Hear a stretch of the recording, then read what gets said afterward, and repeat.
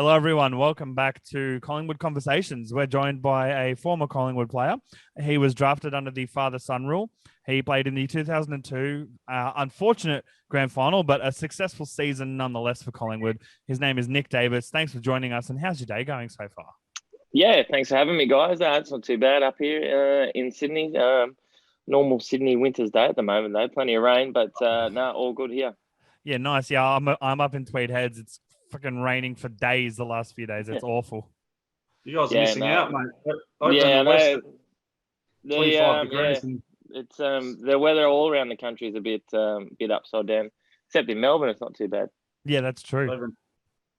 Yeah, in Perth, mate, 25 degrees and not a cloud in the sky. It's an absolute cracker. Mate, can you send that over here, please? Yeah, that's okay. But now you guys are locked inside, so bad luck. Are we? I don't know what's going on. Yeah. Right, yeah. So we'll get started with the first few questions. First of all, what was it like being drafted into the AFL under the father-son rule? Yeah, it was good. It was an interesting path into the AFL with the father-son rule. Growing up in Sydney and playing a lot of different sports, but always had the AFL influence with Dad, who obviously played at Collingwood as well. So to have that influence there, and then probably I think it was sort of 15 or 16 when sort of came on the radar of the Collingwood recruiters, and and then it was sort of a process there, knowing that the father-son rule was there, that once we sort of both committed to going down that path, and being able to have that. Probably didn't have the excitement of the draft day that some of the kids get, but the knowledge and the surety that I was going to be able to go to Collingwood and start my AFL career was really good. Yeah, for sure. And it's just fallen down. That's all good. But yeah, that's honestly, it would have helped with a bit of the unknown and the grey areas in AFL with the father-son rule when they've said, yeah, we've committed. That would have been a bit of guarantee for you for your peace of mind. And then when you got to Collingwood, what was it like? Look, I was sort of lucky with the we spoke about with the father-son rule, and then sort of the back end of my under 17s and then under 18s TAC Cup, where I was playing for the New South Wales ACT team. Mm-hmm. I was able to come down in the school holidays and train with the senior Collingwood team, and then also the back end of that year, I think I played 7 or 8 games in the reserves the year before I was technically drafted. So I was able to get my foot in the door there and understand what it was like to be around the guys and training at that stage. So it wasn't sort of from draft day, it sort of wasn't like super fresh coming in. I'd sort of had a bit of an idea of what was going on. Gotcha. And yeah, as you said, you would have already known the playing group to some extent by the time you'd got your foot in the door after being drafted, which would have definitely helped a lot more so for you. During your time at Collingwood and also the Swans, did you have any pre-game routines or rituals? And if not, who had the weirdest one? Oh, no, I didn't really have too many of those things. I do remember my first game at Collingwood was round 1 in 1999. So I debuted there in round 1, and my housemates, Tarkin Lockyer, Ben Kinnear, and Michael Gardner, they were playing in the reserve. So they took off early to the game, and I didn't know sort of where to park or anything at the MCG. It was just a massive. I was lucky I even found my way to the change rooms for my first game, as they'd all taken off, and I was 18, didn't really know how to tie a tie up and all that sort of thing. So I got myself to the game, but look, probably I didn't really have too many superstitions really. I like to sort of keep it pretty relaxed. Yeah. A couple of the Swans boys were like Jason Ball used to get pretty violently ill before a game, just sort of nerves. Shit. And yep. Gary Rowan was the same. I didn't play with Gaz, but Gary Rowan was a bit the same. So I was pretty crazy. Probably the most fastidious person was Goodsy. Adam Goods he was pretty structured with his stuff. He seems like he had that sort of had to have everything like done sort of thing, ready to go to be able to go on the field for him sort of Yeah, thing? he's pretty close to the Rafael Nadal with the drink bottles and all that sort of stuff. Yeah. Yeah. Wow. And It was good I'd take pleasure in knocking him over. So. Yeah. It was good Wow. to see Adam Goods back at the Swans over the weekend. Yeah, First it time in a was. while. It was, and it's something he's still quite. Look, with obviously he's in sort of two of the premiership, chat WhatsApp groups that you have, and look to the boys, he's still very he's still very engaged. But yeah, with the broader AFL community, a little bit different. So hopefully, he had a good weekend. Yeah. Yeah, I mean, because I know last week, as just touching on Adam Goods real quick for a second, he mentioned that it was due to a previous commitment that he couldn't make it on the day, but he made it to the dinners and all that. But then he ended up being able to make it on the day, which is, again, really great to see, because you hate to see a legend like that feel like he's on the outer of the AFL when he really is an absolute legend. Yeah, he is. And look, you probably take it a little bit for granted. Being a teammate of his for so long and playing in all these games with him, that how great he was, and I think everyone outside the four walls of the Swans knows how great he is. And yeah, it's for someone that is that was so good and on and off the field. Yeah, hopefully he can find his way back in. Yeah, absolutely. And speaking of your time at Collingwood and the Swans, who was the biggest pest of a teammate? At Collingwood, probably the biggest pests were. Well, we probably had. I was pretty young then, and we were a pretty young group actually. Probably Chris Tarrant and Mal Michael. They were sort of one house that we had sort of house wars going there for a little bit, sort of pranking each other. But Yep.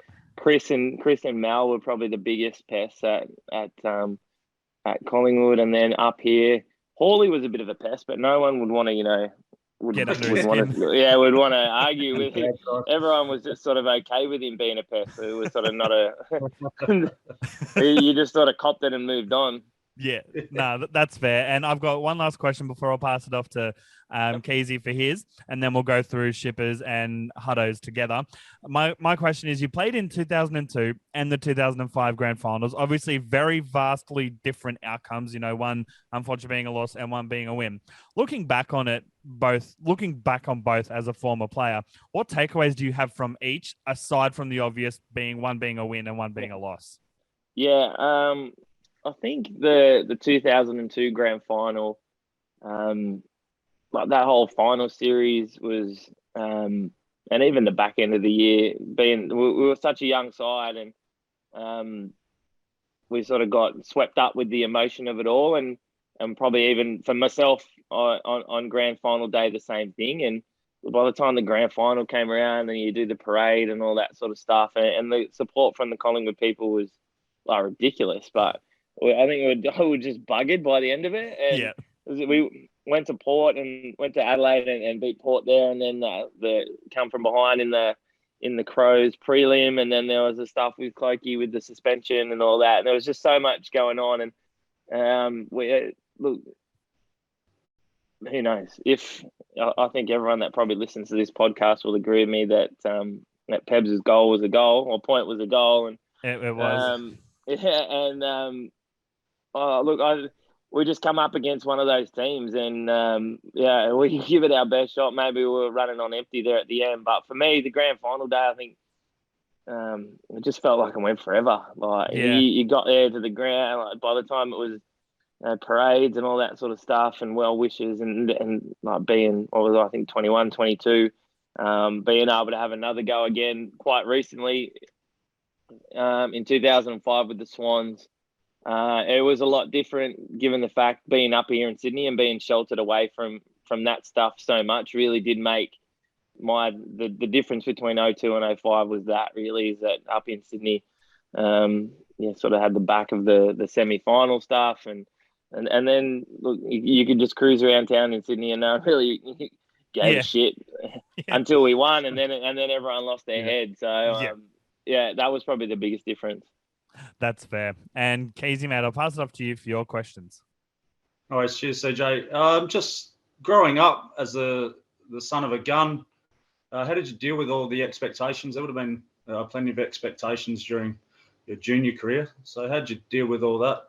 Yeah, there was, and again, probably growing up, and I didn't start playing like actual AFL until I was 13. My first under team was under 13s, but I'd always had AFL footies with dad and stuff. So I'd always played AFL, but and growing up in Sydney, probably was a bit different. And then once you sort of establish yourself in the juniors up here, and people sort of knew who you were there was a bit of a bit of pressure there because the teams were sort of so sparse. Like good players in Sydney junior footy were pretty sparse. But I mean, in saying that, I was the junior teams and the Sydney rep teams that I grew up in. It was myself, Lenny Hayes, Mark McVeigh, Dean Solomon was at Broken Hill. He played New South Wales with us.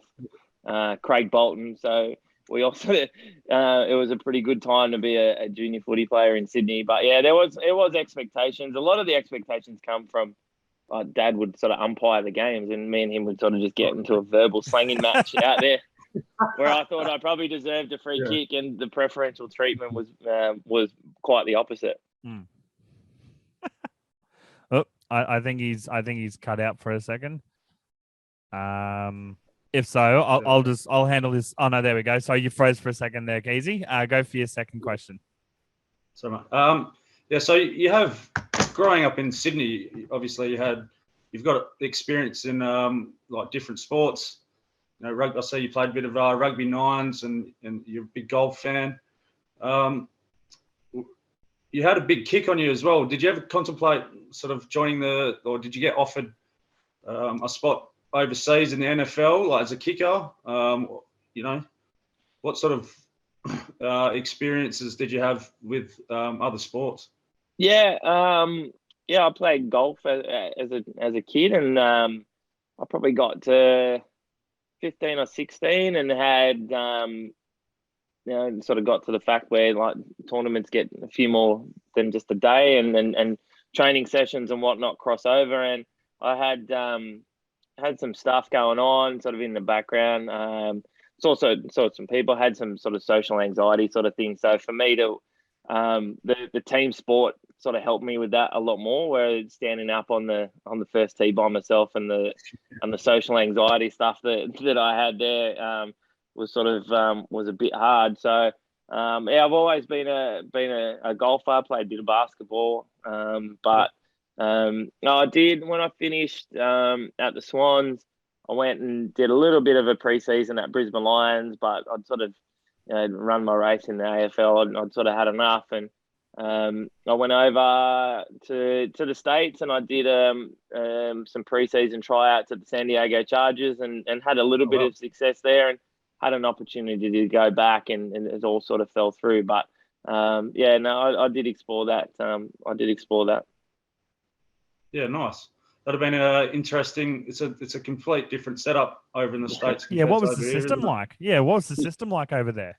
Yeah, so there's a few sort of companies in Australia that sort of scout for the people in America, and I did some training and was kicking the ball okay. Went over to the States to Reno, Nevada.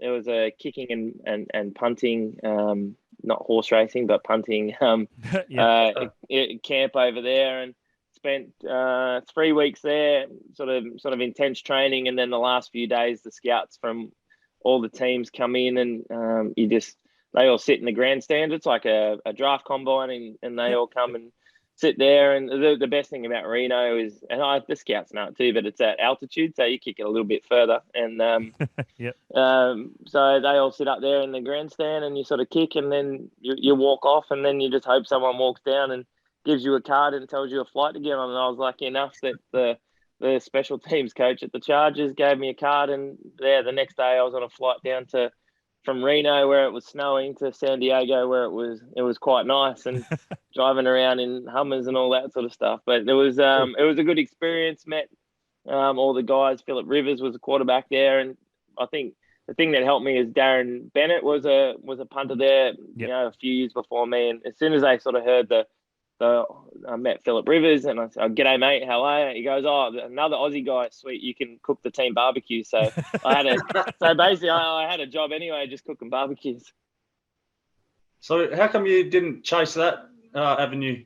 Yeah, it was a dual role, and probably came up with my NRL background to do the field goals as well. I became good mates with a guy at the combine, and he was a field goal kicker, and I was a punter, and we were just sort of mucking around for who would pay for dinner that night. And I said, I'll be able to knock over a 40-yard field goal easy. And he's like, well, not telling him that I'd played rugby league and like a conversion, and knocked it over. And the guy from the camp sort of came over, and he was like, oh, you know that you can do both positions. You don't just have to do one. And if you can do both, then it's a roster spot, blah, blah, blah. So it was more, the punting was fine. That was ticked off. The selling point for the Chargers was the field goals. And I had another 6 months to work at it, and then just sort of had a child, and just sort of life went on. That's all. Yeah, fair enough. So after you left Collingwood and went to Sydney, what was it like playing against the Pies for the first time? Oh, good question.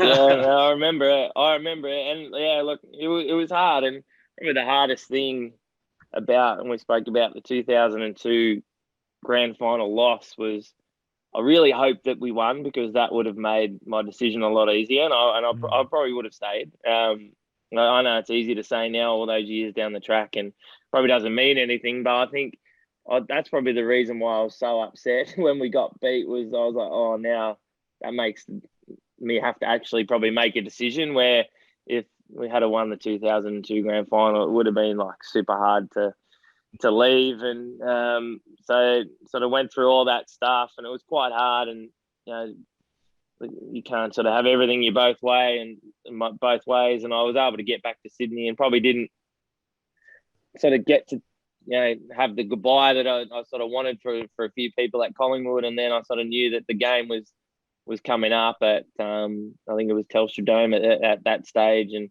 it was it was an interesting night. I'm glad sort of there weren't too many microphones out there, but I think I was able to. Didn't probably have my best game, but I think I kicked a goal at the end and give everyone in the crowd a bit of a serve. But look, I knew that game was coming up, and it was one that sort of I was glad that the Swans were able to win, and I was glad that we could sort of get it over and done with. But I think long memories, these guys, and I think every time we played them, I copped it. Yep. Did you get more from over the fence or from on the field? A bit of both. A bit of both. I knew who to stay clear. I did some. I ran into Scotty Burns accidentally on purpose, and as soon as I did it, I was like, "Oh, that was the wrong person." But no, it was all it was all pretty good. Yeah, nice. So did you have any rivals, like personal rivals, during your career? Someone that really pissed you off? Not really, but I got to play on a lot of good defenders. It was sort of when I went back and played against Collingwood, it was sort of James Clement, and then at West Coast, Drew Banfield. At Western Bulldogs, I normally get Dimatina or someone like that. It was sort of then Andy Mackay and Anthony Franchina at Carlton. So Damien Hardwick when he played for Port. So I probably got Mark Chaffee, Chris Newman, sort of all those sort of pretty good small defenders. I got a bit of rivalry against those guys. Nothing. Probably the biggest rivalry that we sort of had was for me, for the longevity of the career, was the West Coast stuff really for Sydney. Yeah, there was some serious games, those Sydney West Coast, especially around that time for sure. Yeah, that was insane. Yeah. So I always like to ask a little bit more about the off-field side of things. You sort of played during a time where off-field shenanigans were a little bit more happening a little bit more often. Who's the best off the field? Who would you give your 3 votes? Your 3-2-1 off the field for the Pies, Sydney, and even at Fox Sports now that you're Fox Sports, Scotty Cummings was pretty good. Yep. Scotty Cummings was pretty good. He was good at Collingwood. He was pretty good there. Fox Sports. I haven't really done too much with the Fox Sports guys, but Scotty was good. In Sydney, Mickey O. Yep. Mickey O was he was pretty good, Mick, probably. Yeah. So in regards to those, Jason Ball, He was pretty good. So yeah, probably at Collingwood, Scotty Cummings, Chris Tarrant, Mal, they were all pretty good there. And then it was at Sydney. Yeah, it's definitely Mick with the 3 at Sydney. He's outstanding. Off-field Mick. Yeah. Beautiful. Wow. That's an awesome question. Honestly, I forgot that he'd put that in the list, and that's amazing. Thank you, Casey, for those. And I'll go through in quick fire order with Shipper's questions, and then I'll give the floor to Casey to finish off with Hutto's questions. So Shipper wants to know question. What are you up to these days? Coaching director at the Swans and the Swans Academy. So in charge of, I think at the moment we've got sort of nearly 700 kids, boys and girls now, with the Swans getting an AFLW team. So we've got plenty of kids to coach there, and coaching director sort of setting the curriculum and making sure that the coaches that we've got, because we go from Wollongong all the way up to Coffs Harbour in New South Wales. So we got plenty of kids and plenty of coaches to worry about there. So my time is full. Yeah, awesome. And obviously longevity in sport is a key thing. And you retired a while back, but you also come back for a stint in 2019 2020 with the Roosters for the NRL Nines. How was the body after that day? Like how'd it feel? How'd it pull up? Yeah, it was that was an interesting one. It was sort of after the Roosters 2019 grand final. Yeah. Well, the back-to-back, 18-19. Yeah, 18-19. And then I was doing some kicking coaching there and still do at the Roosters. And we're sort of sitting the tail end of a week long of celebration of back-to-back premierships. And I think it was a footy manager who was talking to Robbo and said, "Oh, look, we've got to go into work on Monday and sort out what's happening, because the World Club Challenge was the week after the Nines." Mm-hmm. And they sort of wanted to make sure that they got the main team over to World Club Challenge, and they were like, "Oh, we need like a promotion or a gimmick or someone that the NRL will let us release some players." And week long into a piss drinking session, I've gone, "I'll play for you. I'll play if you want." That's amazing. And never thought anything about it after that comment until the week after. What was the Adam Goods I got debacle a text like message as from a former teammate? the footy manager going, "Oh, not sure if you were serious about playing in the Nines, but we've already gone ahead and spoke to the NRL," because it was in Perth. Yep. And they think it's a good idea as long as you pass sort of some fitness tests and all that sort of stuff. And I was like, "Oh man, how the fuck am I going to get out of this now?" And then the week after that, I ran into Robbo just casually, and I was like, "Hey coach, how you going?" He's good, mate. He goes, "I've been thinking more about that Nine stuff." And in the back of my mind, I'm going, "Oh yeah," he's going to think, "Mate, what are you quite seriously? Don't do it." He goes, "Look, I think it's a great idea. I think it's great for you. I think it'd be great for the young guys. You'll be able to lead them because I'll be at World Club Challenge." And I was like, "Oh no, I'm going to get out of this now." And then I spoke to Robbo a bit more, and he's like, "Look, this was sort of September, October. They went back to training in November." And he's like, "Look, just sort of, you'll be at training anyway, coaching. Just jump in the back of some drills and see how you're feeling. If you start feeling scratchy, and then we won't say anything to anyone, and we'll just pull you out." And we sort of go all the way through to Christmas, and the boys kept wondering why I was just always turning up in the drills. Yeah. And a couple of the boys, and they're like, "What are you doing?" And I said, "Oh," and this was the last straw. Like, once I told the Roosters boys, the players, that I was going to play, if they said it was a dumb idea, then I was going to pull the pin on it. But yeah, they were like, "Nah, man, that's a great idea." So then I was committed in, and it was great. It was a good experience to do something that I'd done as a kid and play rugby league, and to come out alive was like a pretty massive bonus. That's awesome. I didn't care if I scored it. Like, everyone was like, "Oh, you really want to score a try?" I was like, "No, I just don't want to become a meme. I just do not want to be folded." That was my only thing. I just didn't want to be a highlight for getting folded. Yeah. No, and you didn't, which is amazing. However, I didn't. A very big highlight of your career was. Take us through that quarter, one of the all-time great finals quarters.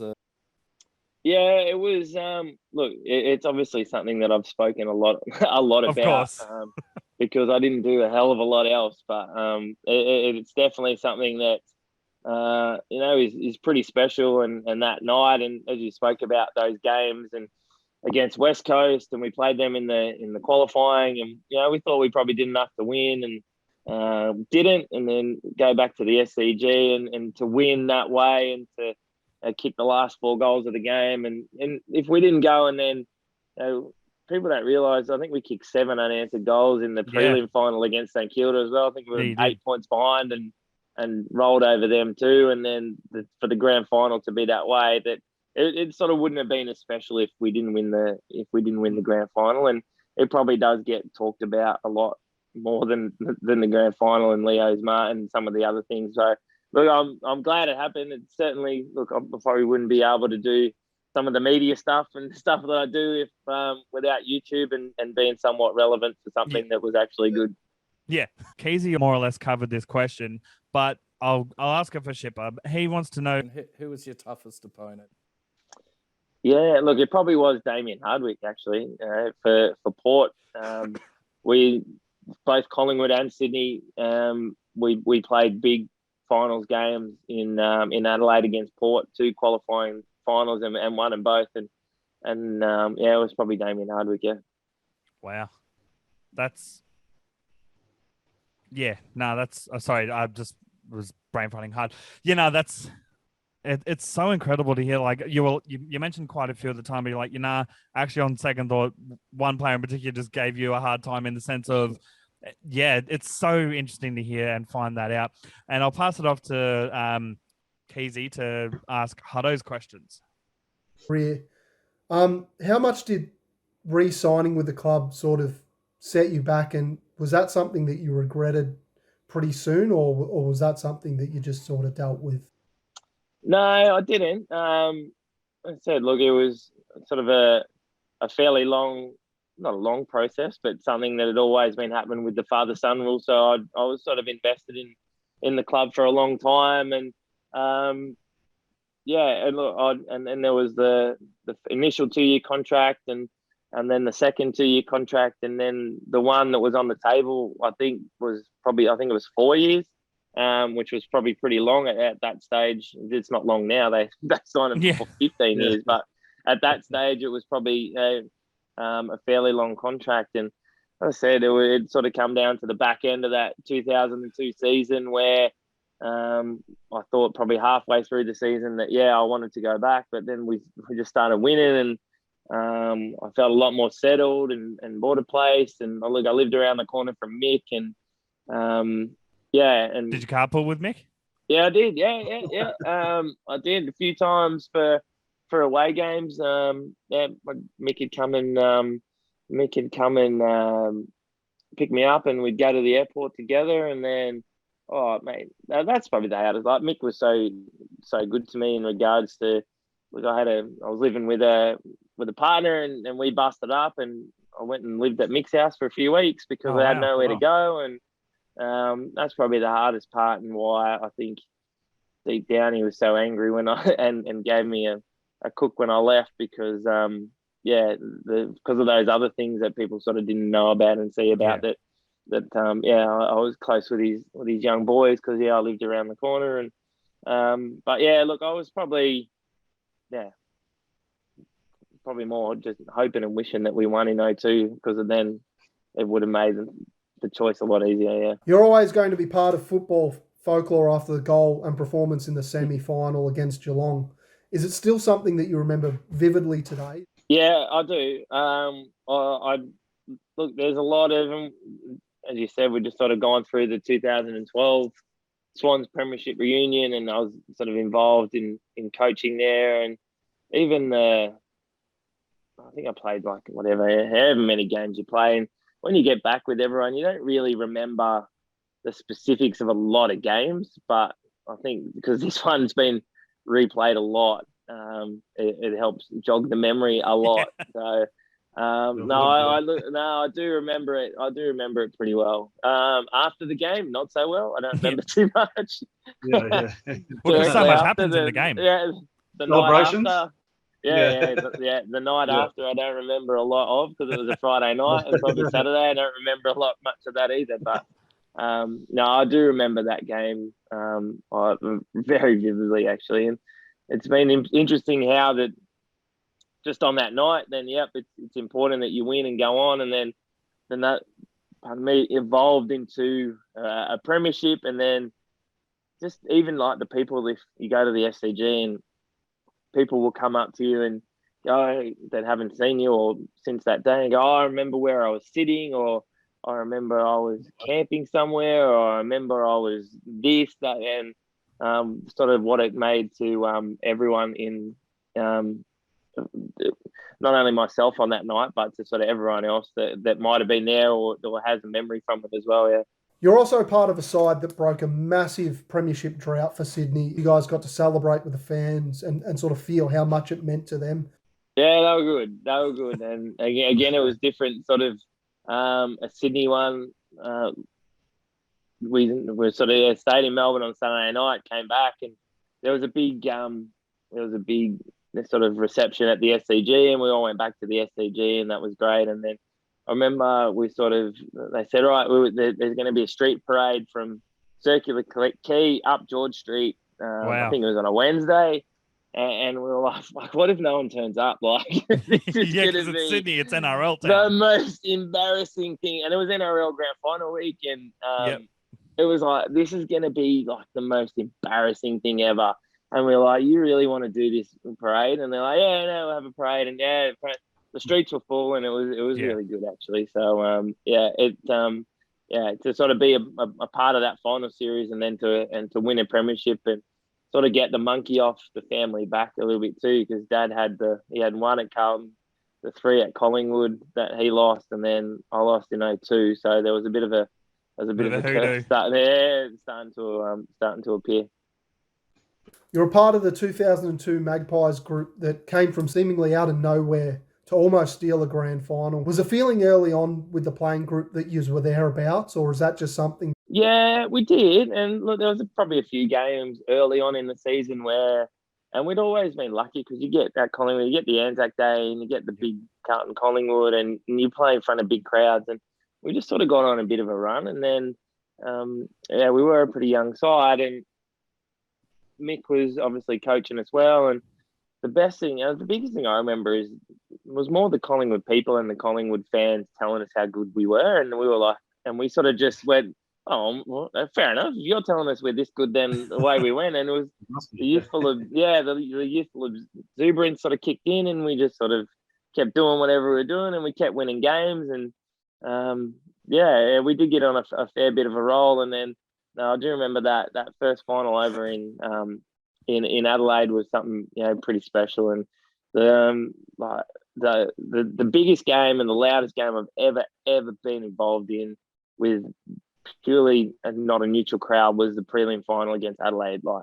It was chockers. It was like whatever, it was 80, 90,000, and it was 70, 80,000 Collingwood people. There wasn't a lot of Adelaide people in the crowd, and I'm going to kick the goal right at the end, and then Alan Didak kicked one, and the joint just went fucking nuts. Yeah. And then that's when we sort of knew we're in the grand final, and we're starting to talk on the ground. We're coming back next week, and that's sort of where the whole week sort of started. Yeah.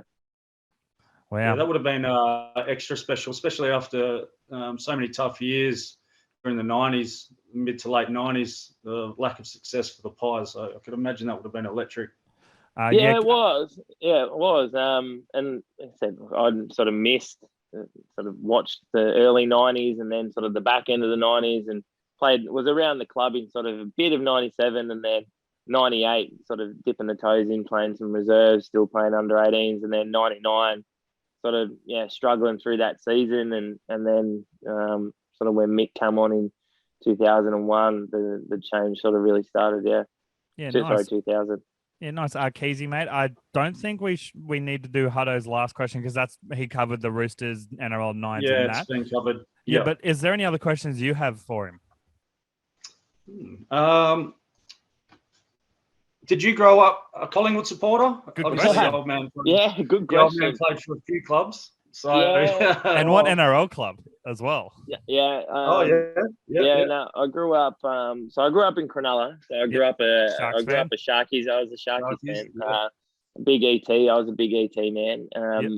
So no, I grew up a Sharkies fan, and then I said when we sort of moved here, I was 4 or 5, and then in the Shire I was Sharks, and Swans weren't much good, and sort of it was before the definitely social media and definitely sort of subscription TV. So there wasn't a lot of footy on. And when I got back into footy, it was sort of 91, 92. So I ended up being a bit of a bandwagon West Coast fan there for a while. Oh And no. with the irony with Mick coming and coaching me and how much I enjoyed that. But yeah, there was obviously a soft spot for Collingwood, and then when you're sort of 15 years old and you make a stat, and then the Collingwood, the best thing was that, I think Collingwood was Pierre McKing. I get the Collingwood Pierre McKing tracksuit sent up to me and all that when I was 15. I thought I was killing it. So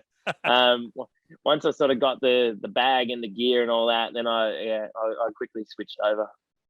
The Spices paper logo. Yeah. The Spices paper and the Pierre McKing and all that sort of stuff. So yeah, once I got that, I was pretty entrenched and ready to go. Nice. Lovely. I've got 2 last questions for you. The first of which is obviously being drafted under the father-son rule. We've already covered that, but how did your dad react when you both found out it's official, you've been drafted under the father-son rule?